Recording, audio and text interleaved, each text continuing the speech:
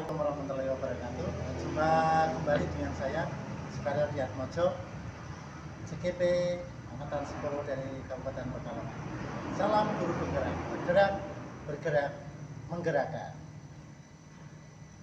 Baik, Bapak Ibu, pada kesempatan kali ini izinkan saya mempresentasikan sebuah koneksi antar materi, yaitu di modul 1.4. Selamat menyaksikan. Pada kesempatan modul 1.4 kali ini, koneksi antar materi yang pertama adalah kita mengambil kesimpulan mengenai peran saya dalam menciptakan budaya positif di sekolah. Pernyataan pertama, seorang guru yang baik harus memiliki kemampuan dalam menerapkan budaya positif di sekolah.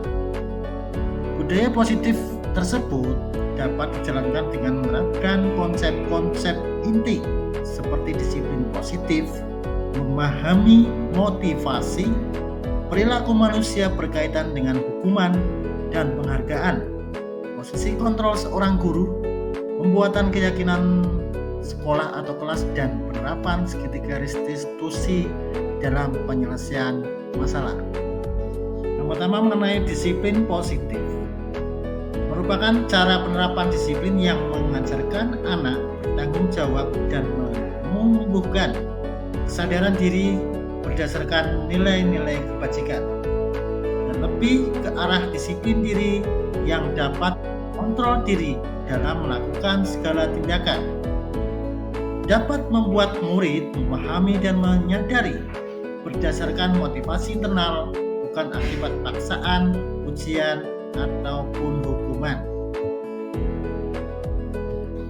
Selanjutnya adalah mengenai perilaku, motivasi perilaku manusia. Ada dua macam, yaitu eksternal dan internal. Untuk yang eksternal, yang pertama adalah untuk menghindari ketidaknyamanan atau hukuman. Yang kedua, untuk mendapatkan imbalan atau penghargaan dari orang lain. Kemudian faktor internal, yaitu adalah untuk menjadikan orang yang mereka inginkan dan menghargai diri sendiri dengan nilai-nilai yang mereka percaya. Dalam hal ini perlu adanya posisi kontrol seorang guru. Yang pertama adalah penghukum. Seorang penghukum menggunakan hukuman fisik atau verbal untuk mengendalikan perilaku. Kemudian yang kedua adalah membuat merasa bersalah. Pada posisi ini, guru menggunakan kata-kata yang lembut untuk membuat orang lain merasa bersalah atau rendah diri.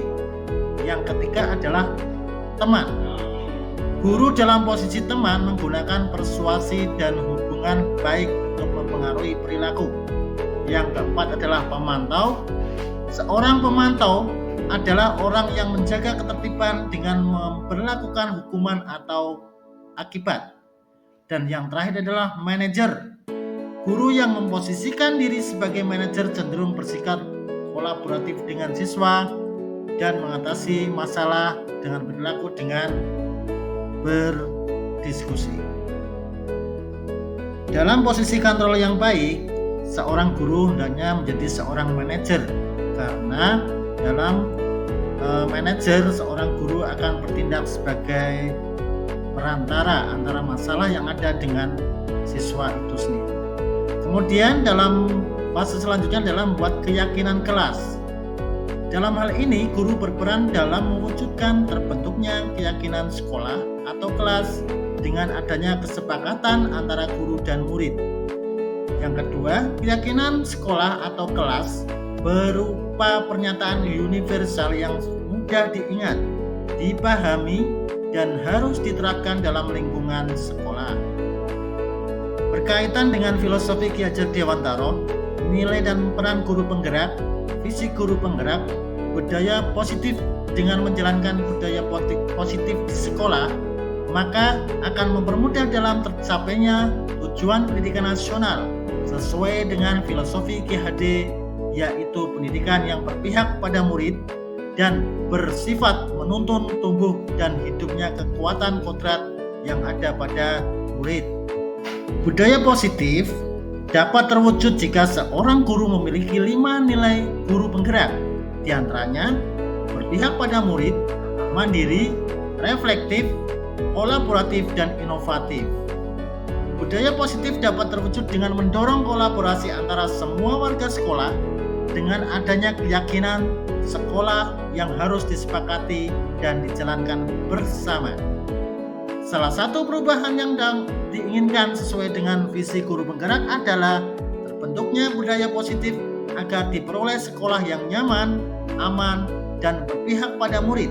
Untuk mewujudkan visi guru penggerak tersebut dengan pembuatan prakarsa perubahan sesuai filosofi Ki Hajar Dewantara dan profil pelajar Pancasila. Kemudian ada segitiga restitusi.